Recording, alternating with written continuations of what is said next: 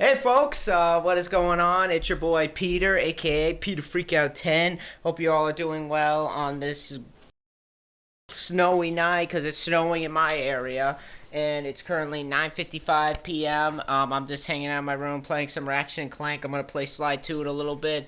But right now, I just want to make a quick announcement right before, or kind of give a little introduction on the video you're about to see, because what you are about to see is a review that I did back in October when I started up Screamfest. Unfortunately, I never got a chance to kind of start posting it, or I never got a chance to get around to posting the review up or finishing Screamfest. This is for Halloween 6, The Curse of Micheal Myers. And the reason why I'm posting it now is not because I just had it on my computer and want to post it, but I want to finish up the Halloween reviews this Halloween in preparation for Rob Zombie's Halloween, which I can't wait to check out. Don't worry, guys, the review of the Texas Chainsaw Massacre at the beginning is coming, so be on the lookout for that. But that's all what I wanted to say right now. Thank you, guys. I hope you enjoy the review, and without further ado, roll the review.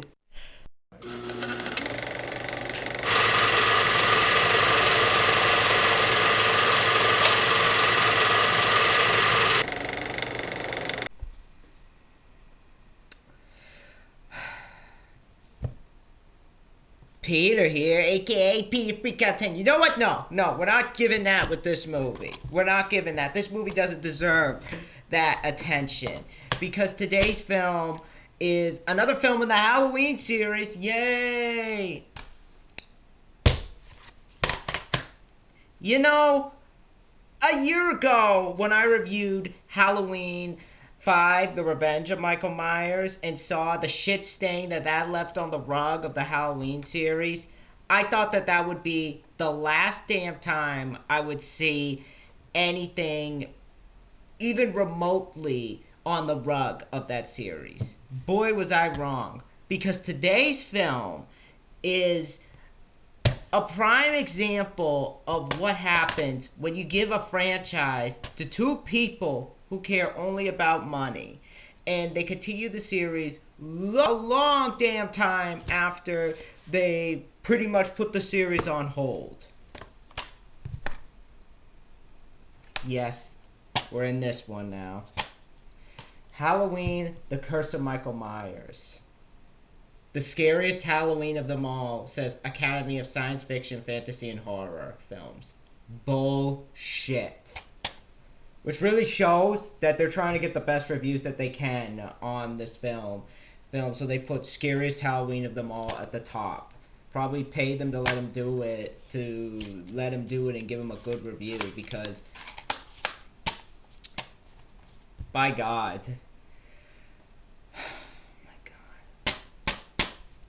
This movie, I'm not even that enthusiastic to talk about it, because this movie sucks big time, right off the bat. I'll say this. I may seem like I'm being too hard on it. It's not as bad as Halloween 5. But that's not saying much. And when you read up on this film, just what happened with it, just what went into it, and what was going on behind the scenes, it really shows the cluster F that this movie became.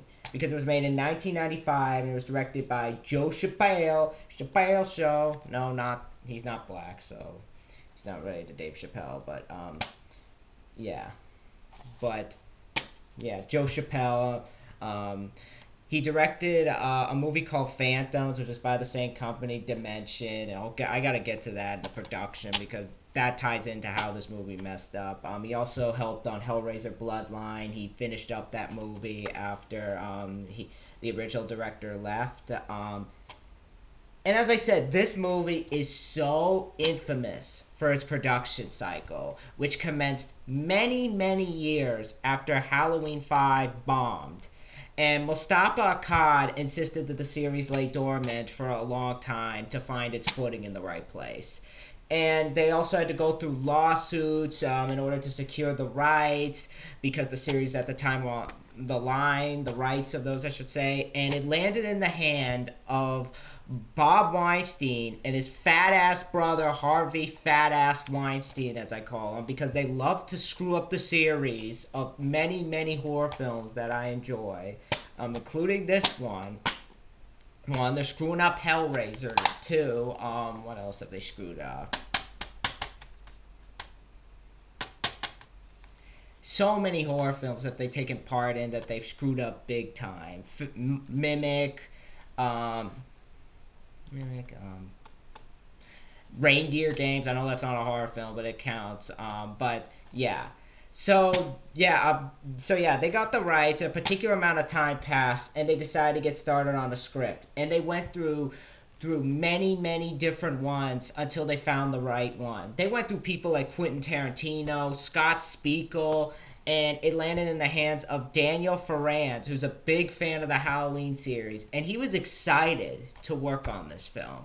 But the excitement quickly turned into hell as he had to deal with unexpected weather patterns. There was back and forth between Dimension, Joe Chappelle, and Moustapha Akkad and his company, and even the Weinsteins were messing with the film because they can't keep their hands out of any movie anymore.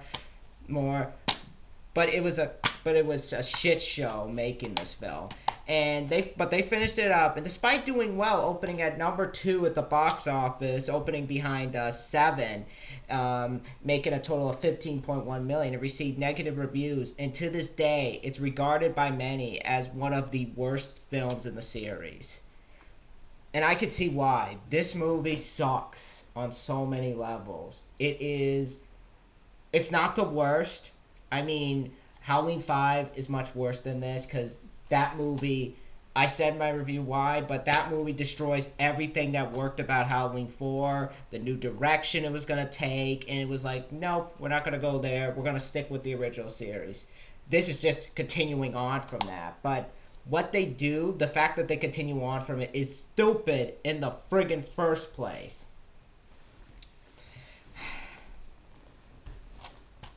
Yeah, it was a stupid idea to decide that this is the way it's gotta go.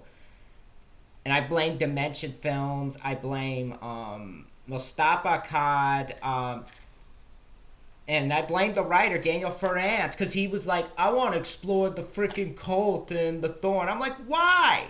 That's like the worst aspect of Halloween 5. And I want to explore the Man in Black. Yeah, we need more of that guy. Alright, but I'll get into all those later. I will say, there is some stuff that I like, but it's not enough to save the film. And I'll get into why later. But in this film, the cast in this film, you actually got Donald Pleasance reprising his role as Dr. Loomis. Sadly, this would be his final role. Yeah, his final role was wasted on this film. Great to know. Rest in peace, Donald Pleasance. I'm sorry you had to be involved with this movie. But, you got Marina Hagen, I don't know what else she's been in. She's the main girl in this. Paul Rudd's actually in this. This was his first role. This was right around the time Clueless was coming out. So he would go on to be in Wet Hot American Summer and The 40-Year-Old Virgin. I like Paul Rudd as an actor. I'll say this right now, he's not one of the problems with the film, and I'll get into deeper why. Mitchell Ryan as Dr. Wynn, got a bunch of other people. You got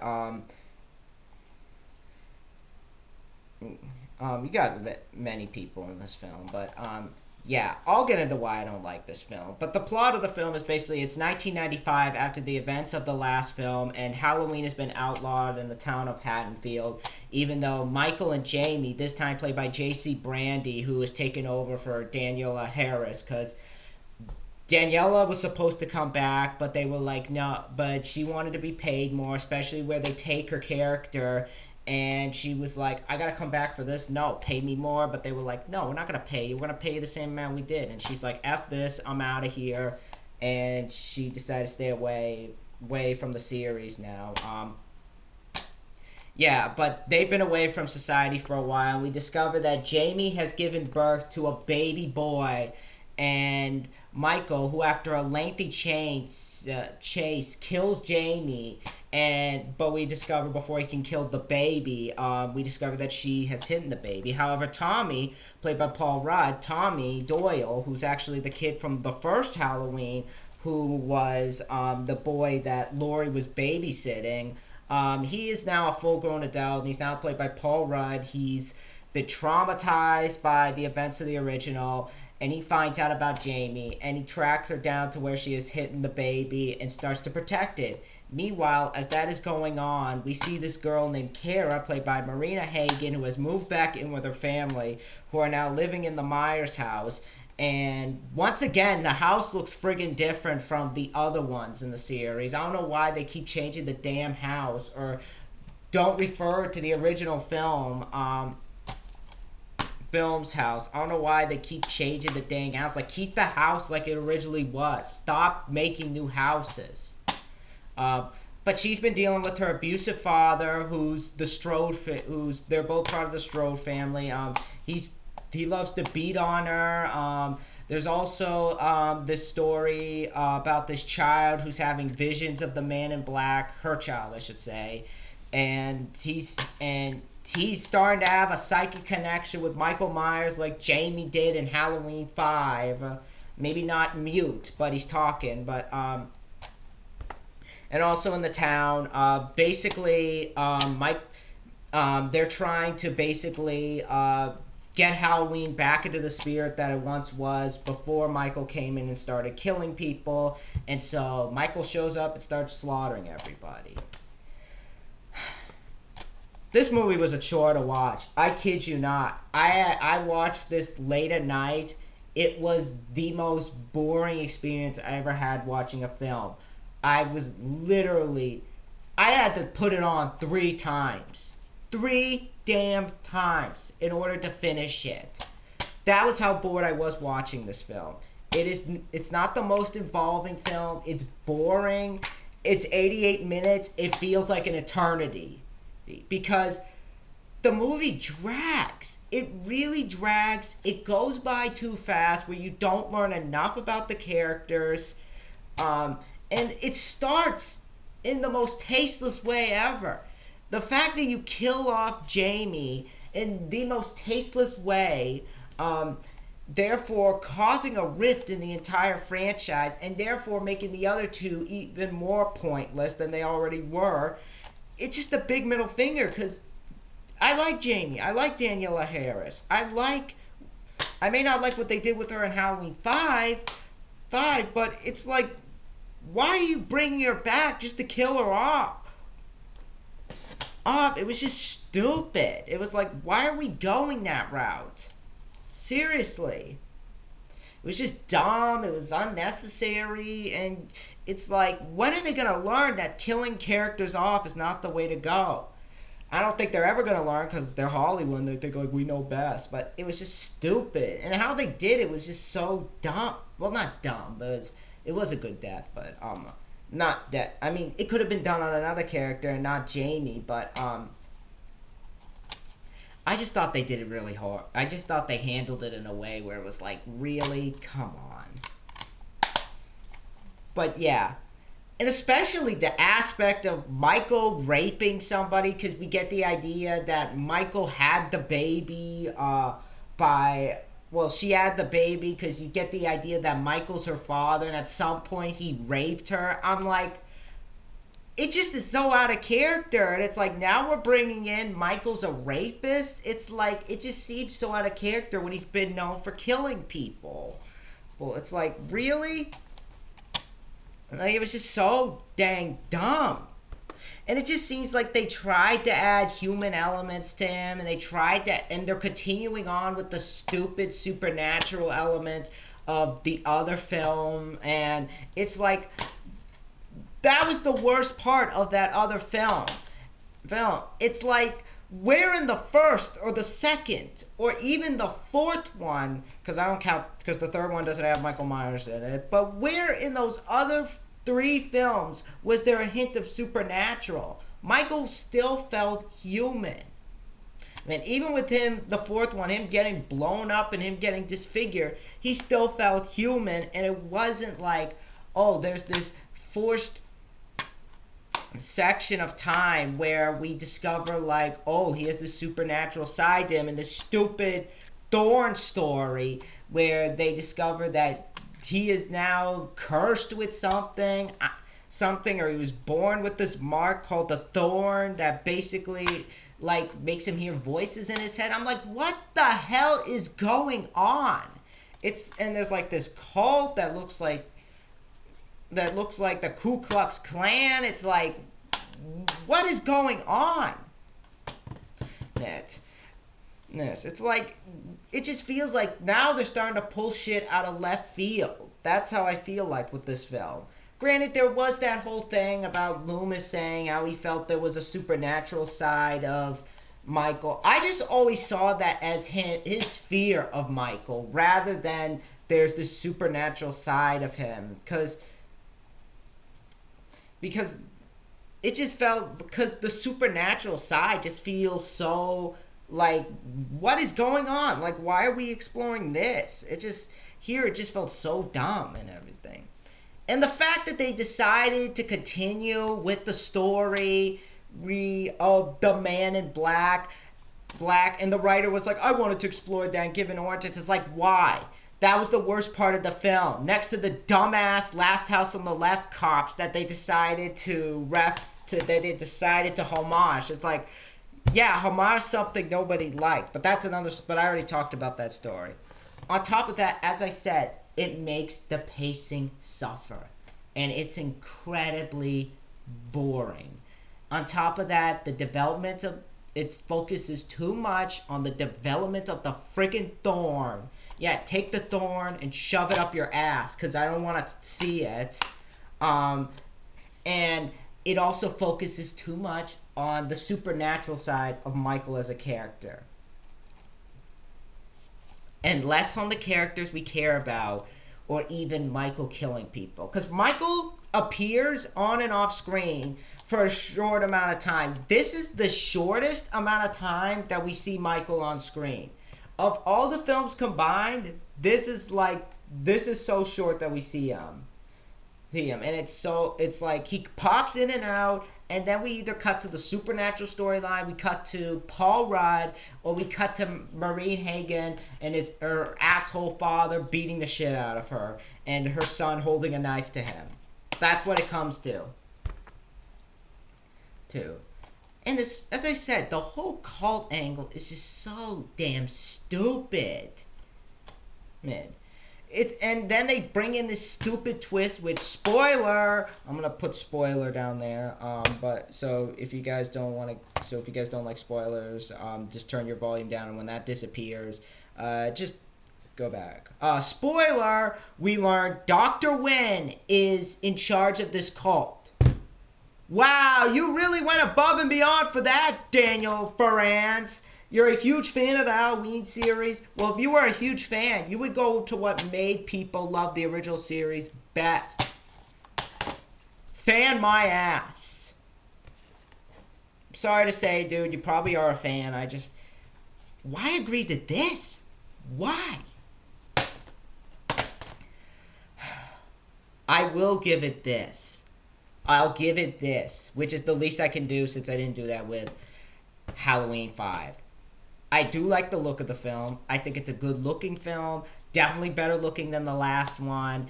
And it definitely looks more Halloween in this one. The production design, I like the park area, which does bring up a stupid scene that I'll talk about later. And there's stupid scenes in this film I'll get into later. But it definitely looks more Halloween than the last one. Every single area. I like the look of the asylum, even though I don't like the idea. I thought it's not the production design's fault, and Joe Chappelle definitely does a better job shooting the film than Dominic Arthur in Jackass.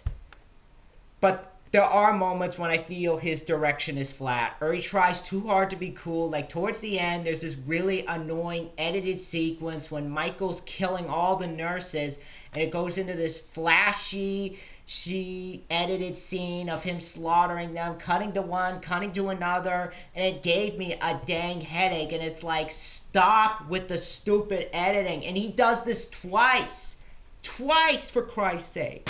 It's like, why? Why are we doing this? It's like, show the kill. I never saw this with any of the other Halloween films. Even Halloween 5, which the kills in that I'll take. Well, I shouldn't say that. I actually like the kills in this one. I'll get into that later. But even with something that isn't as gory as, say, Halloween 1. At least they showed somebody getting stabbed and didn't go into the freaking flashy stuff. Like this film. It gave me a headache. And on top of that, there are just stupid damn scenes in this film. There are just stupid scenes that make no sense.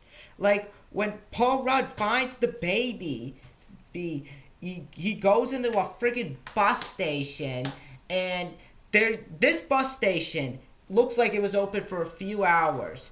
But as it turns out, nobody has noticed that there's this blood on the floor, and in the bathroom, there's a freaking baby in a freaking container, whatever it is. It's like,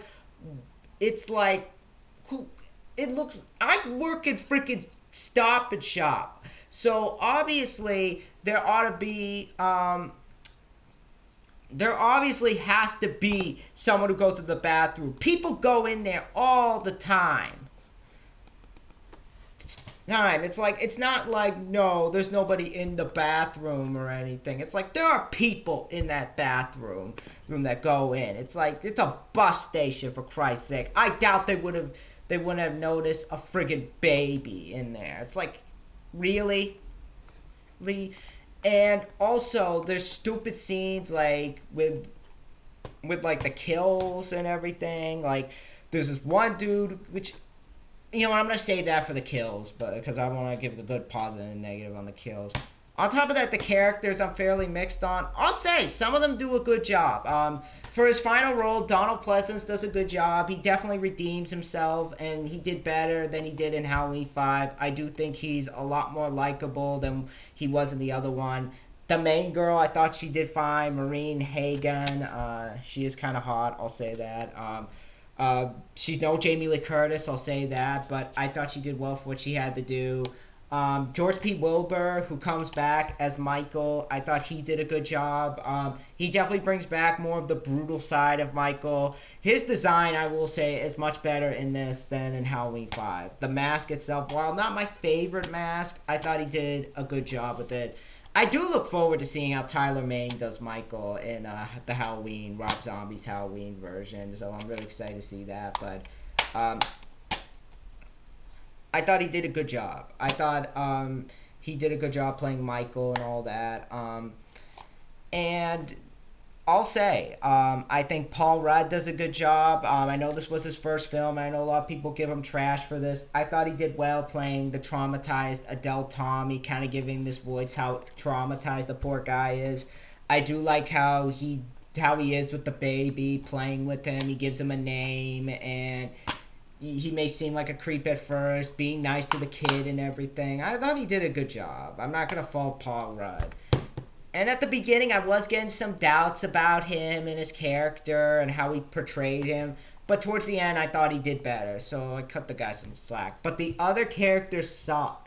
None of them are memorable. None of them have any personality to them. Like these two kids who go on, like this one radio show disc jockey who basically who's basically off and out, always screaming, Henfield, and all that. It's like, shut up, dude. And in his van, and with this weird porn mustache, and you have these two dudes. One is a hippie, the other is this chick he's making out with later, and basically she gets killed, he gets killed in the shower.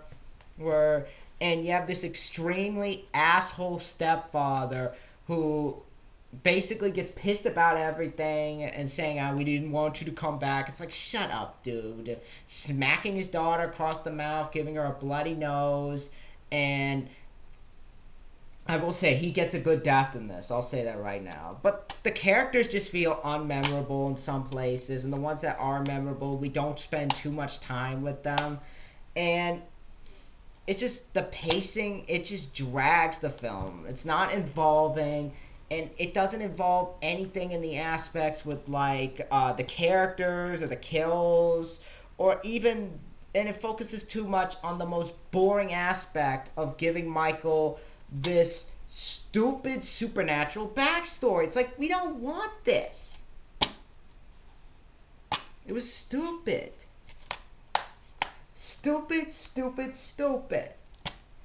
I will say this right now.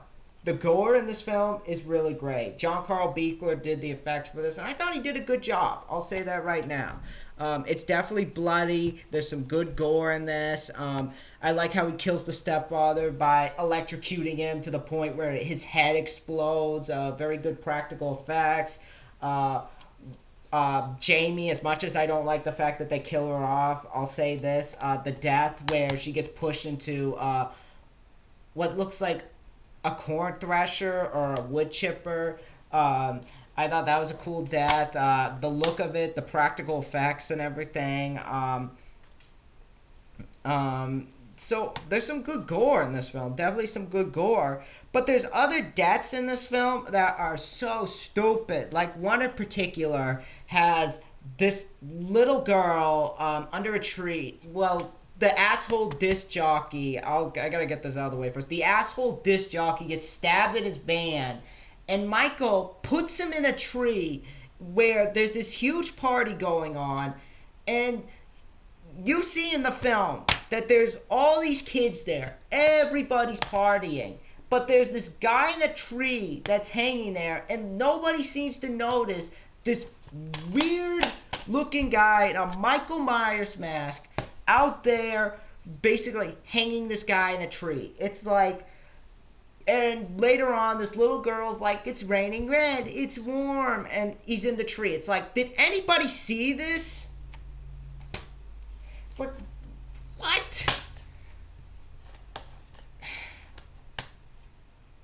It's like, wow. So again, this movie is lame, it's boring, it's definitely one of the worst Halloween films. It's definitely up there with Halloween 5. It's the second worst. Yeah, if I could watch it again, I'd watch it for Paul Rudd. I got the two mixed up, but I'll watch it for Paul Rudd, and I'll watch it for Donald Pleasance, especially being this is his final role. I really wish he got a better script though, but this movie's lame. Don't waste your time with it. Bottom line, it's a continuous step backwards for the Halloween series. So my final verdict for it is a 4 out of 10, and it deserves it. It therefore gets my seal of disapproval. Well, definitely not a good movie. It is a failure. I wouldn't say don't watch it. If you want to watch it, go watch it. Because, you may be a fan of the series, but there's just a lot of stupid things in this film that really make the movie bring it down for me. I'm not going to say skip it, don't skip it, it's your choice, but bottom line, just don't watch it. But that's my review for Halloween, The Curse of Micheal Myers, and next time I'm going to do a review on the Texas Chainsaw Massacre, the beginning, which I promised you guys I would review. Be on the lookout for that. I'll see you guys later. Let me know in the comments below what you guys think of Halloween, The Curse of Micheal Myers. Be sure to rate, comment, subscribe, and I'll see you guys next time in the wonderful world of YouTube.